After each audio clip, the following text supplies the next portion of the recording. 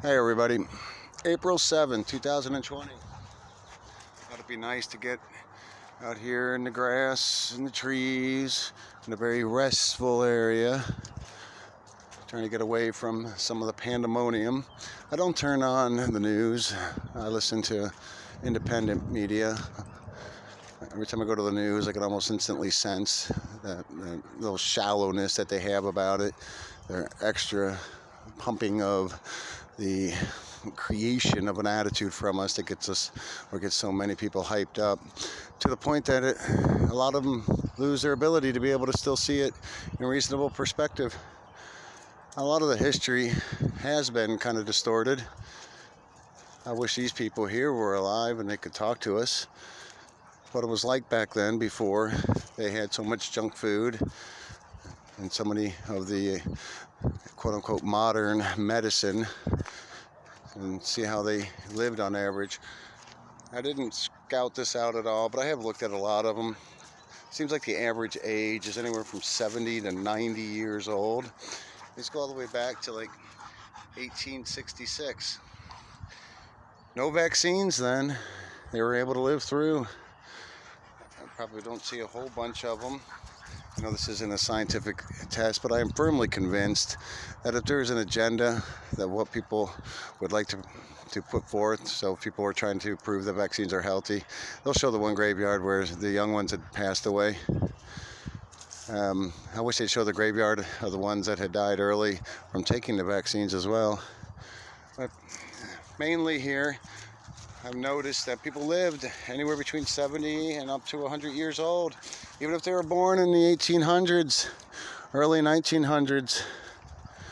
So all the modern medicine I don't think has done us any good, and I think they really hide the numbers these days, and I think they're really fabricating the numbers about what's going on as far as what they're claiming is cause of death. We get one report after another report after another report after another report after another report of somebody dying of one thing, say heart disease, and then putting COVID-19 on it as a correlation when it probably had no correlation outside of that. That's usually probably the normal path that people go when they get older. They get sick at one point, and then if they catch another thing like the flu, then they pass away from the sickness and age. It's all still age related for the most part. Even ones from Italy, and even here in the States. They're going to throw in the young ones here and there, but we don't really know. They even had one kid on the same picture from quote-unquote a reputable, credible news source claiming the same kid died in Spain and he died in like Palestine or something. It was from two different countries, but it was the same kid. You could look at it, it was the same kid. So they're lying already. They did this at Sandy Hook. They did a lot of things. There's been a lot of deep state operations.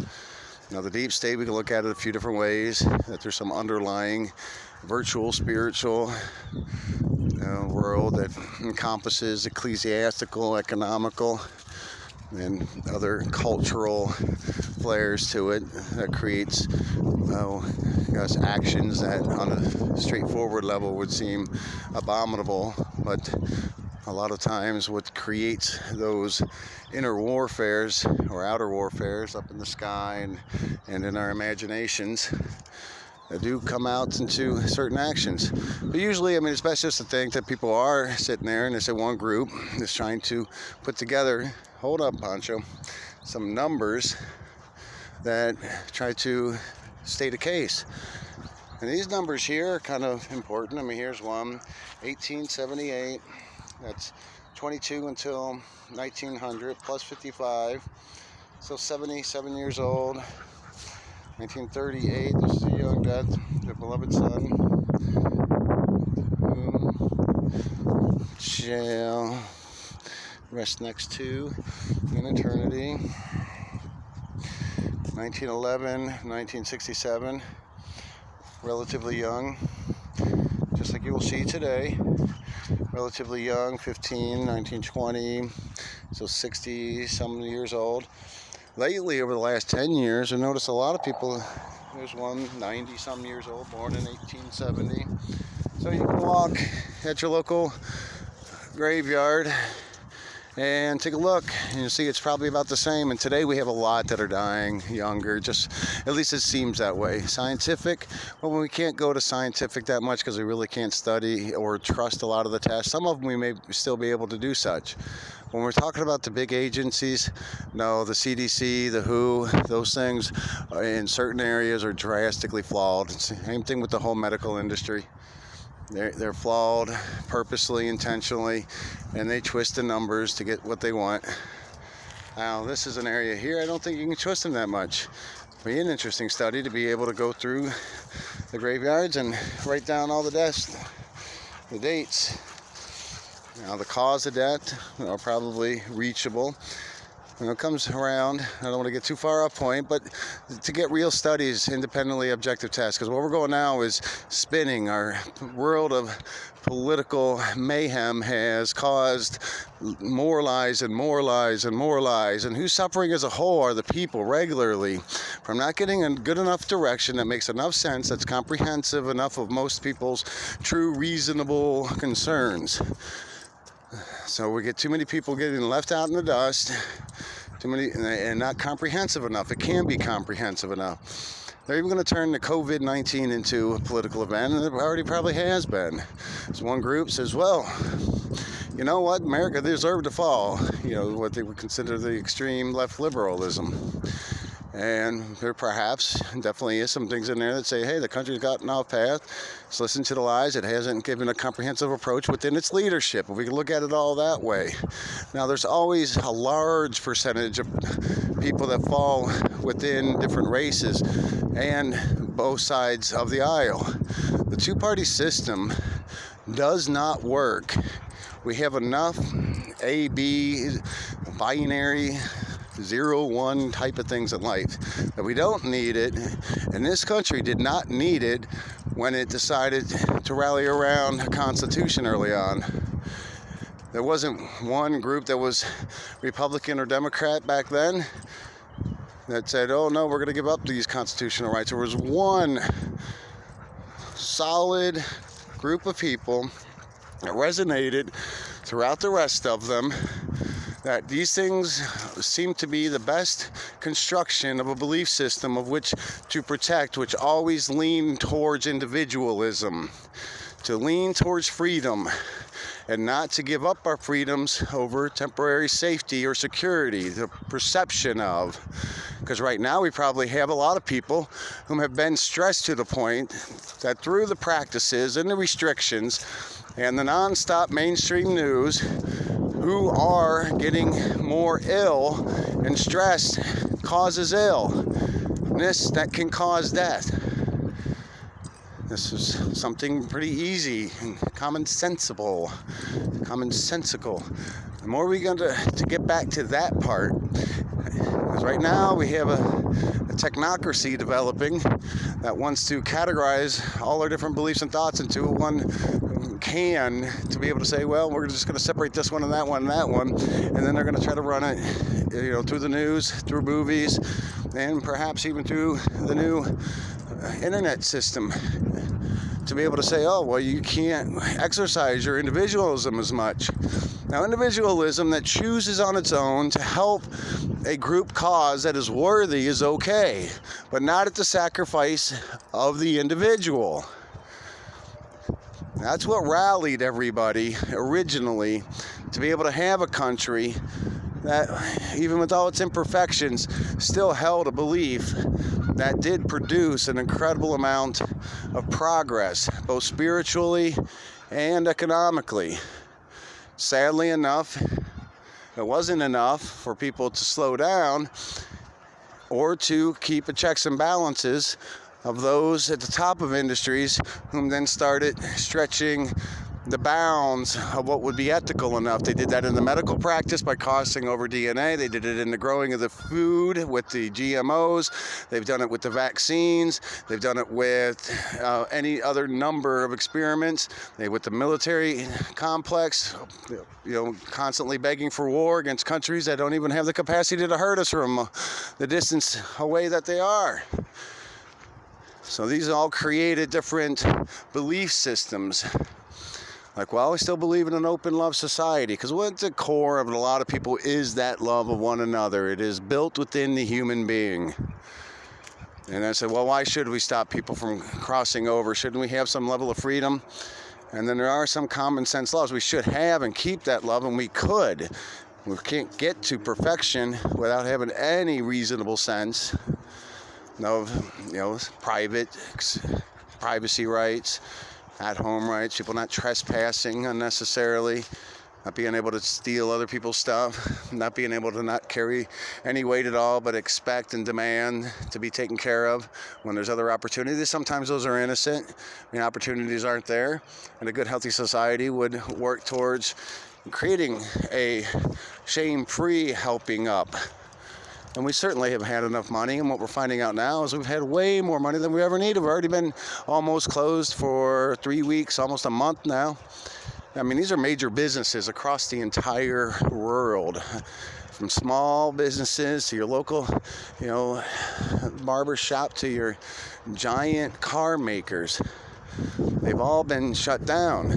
That's why what we see in the market today is nothing but a stalling until it starts to get integrated with the other, perhaps most likely planned events of the way a new governance would work. Now, if you want to have a say in that, because we should, at least start to create the say and start the question. And the easier way to do that is to toss off any of the big lies, because it's starting to make liars out of a lot of people. I bet you know at heart that if doctors, and many of them have come and discussed out loud and alive, that's what we need. They said, hey, putting these ventilators on to a lot of these supposed COVID patients is not healthy. And they get overlooked for the TV. Many of them have stated that there's not any real giant emergency levels going on at the hospital. They've been actually keeping people at home. There's not very many people going. And probably more people are living. Because the reality is after a certain point in this country's history, money became the dominating force in a lot of the industries. Ones that should have never been crossed over. And the medical industry is one of them. Sure, they've done a lot of good help in healing people. And they've also done a huge amount of harm. The third leading cause of death in the United States of America are doctor-nurse mishaps. That's a lot of people, probably close to 1 million a year. We're not going to come close to this. And you bet your bottom dollar they've been stretching the cause of death. And again, I'm going to go reiterate some of the problems, because they're not to say, hey, I told you so. I get that sometimes because it was hard. A lot of people have been saying these things are symptoms that are coming up years and years and years ago. Well, this, on the bright side, is the opportunity to clear out the garbage and start, at least thinking things clearly and sensibly and truthfully. What had happened as they got so far off course, that we've lost our ability to look at things honestly, and if you don't get to a good core base, then everything else gets off from there. So COVID-19, like Dr. Fauci indicated in his New England Journal of Medicine statement, that it's more akin to the flu, the seasonal flu, with 0.1% death rate of those that actually got the seasonal flu. Now, if from that it was built, we wouldn't have closed businesses, we wouldn't have restricted people, and believe it or not, there's still not significant evidence indicating any communicable virus. And it always makes sense at this point to look into the other side, which is, hey, maybe are these vaccines, the dead viruses that they're taking from animals and human beings and injecting into them, more likely to cause people to get the flu? You can't trust the numbers from them. That's why we have to revise it ourselves to get to the truth, so we can create proper remedies. Because right now we have a country that separates itself with distancing rules, with, hey, you can only go out and exercise for this amount of time. It's like being in jail, folks. I've been there before. Hey, get up, it's exercise time. Next thing you know, they're going to tell us when to eat breakfast, pick our nose, and go to the bathroom. It's a lot of similarities, and there's a lot of good men and women within the justice system who know that what is happening is not making enough sense to haphazardly go along with it. And God bless all those whom are willing to say, hey, we're going to wait a while, and we're not going to come too hard at anybody that's acting safe and decent and exercising their free right to use public lands. Public lands doesn't mean that it's the government. It's being used by us. It's our land still, the people's land. Let's kind of make that clear. We have privacy rights of the personal property. Nobody's really allowed to come into your backyard and just fiddle around and stay there. Now we can have your own area where you can grow and raise and live yourself, your family, and whatnot. But then the rest of this are public lands to be utilized with basic ordinances. So you're not allowed to come here and just dump your trash and walk away. But what they want to do is take our ability. They want to pretend that the public lands are the government's lands and not the people's land. Folks, that is grabbing more authority way beyond the lengths in the Constitution and our common sense.